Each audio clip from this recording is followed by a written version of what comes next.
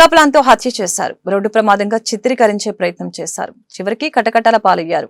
ప్రియుడి సహాయంతో ఆస్తి కోసం పెనిమిటిని మట్టుపెట్టిన ఉదంతం మేడికొండూరు పోలీస్ స్టేషన్ పరిధిలో చోటు చేసుకుంది.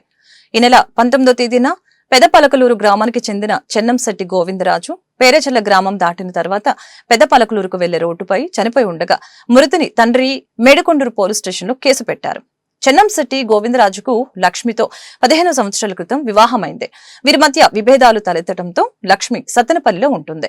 ఈ క్రమంలో పేర్నపాటి వెంకటేశ్వర్లతో లక్ష్మి వివాహేతర సంబంధం కొనసాగిస్తోంది.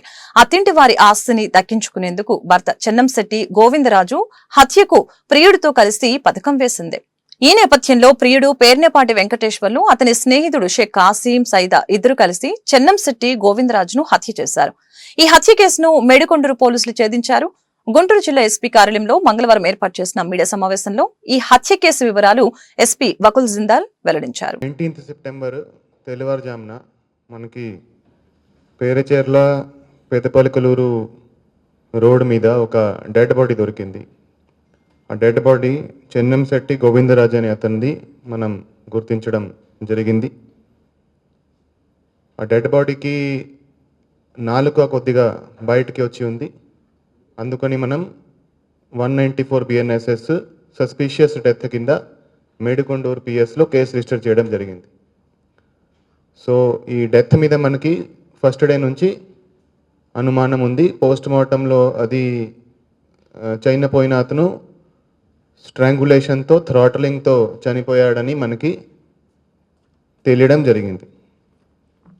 సో దాంట్లో మేడికొండూరు ఇన్స్పెక్టర్ గారు చాలా చాకచక్యంగా ఇన్వెస్టిగేషన్ చేయడం జరిగింది. అక్కడ ఎక్కడైతే మనకి బాడీ దొరికిందో అక్కడ సీసీటీవీ ఫుటేజ్ అక్కడ పరిశీలిస్తే ఒక ఆటో ఆ రోజు రాత్రి కొంత సస్పీషియస్గా అక్కడ తిరిగిందని మనకి తెలిసింది. ఆ ఆటోను మనం ఫర్దర్ సీసీటీవీ ఫుటేజ్ డెవలప్ చేస్తే ఆ నంబర్ ట్రేస్ చేసి ఆటో ట్రేస్ చేస్తే ఇది ఎవరైతే A1 అండ్ A2 ఉన్నారో ఈ వాళ్ళకి సంబంధించిన ఆటో మనకి తెలియడం జరిగింది. వాళ్ళు ఆ రోజు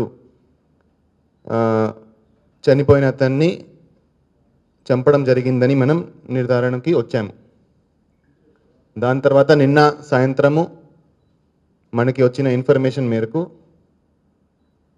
A1 పేర్నిపెట్టి వెంకటేశ్వర్లు అలియాస్ వెంకట్, అదేవిధంగా షేక్ కాసిం సైదా A2 అలియాస్ అండా, వాళ్ళిద్దరూ కూడా సత్తెనపల్లి టౌన్కి సంబంధించిన వాళ్ళు. వాళ్ళిద్దరిని మనం నిన్న సాయంత్రం అరెస్ట్ చేయడం జరిగింది. సో వాళ్ళు ఈ మర్డర్ ఎందుకు చేశారంటే ఎవరైతే A1 ఉన్నారో వెంకట్ అనే అతనికి చనిపోయిన అతను భార్యతో ఇంటిమెసీ ఉంది. గత 3 సంవత్సరాల నుంచి వీళ్ళిద్దరికీ ఇంటిమెసీ ఉంది. గత 6 సంవత్సరాల నుంచి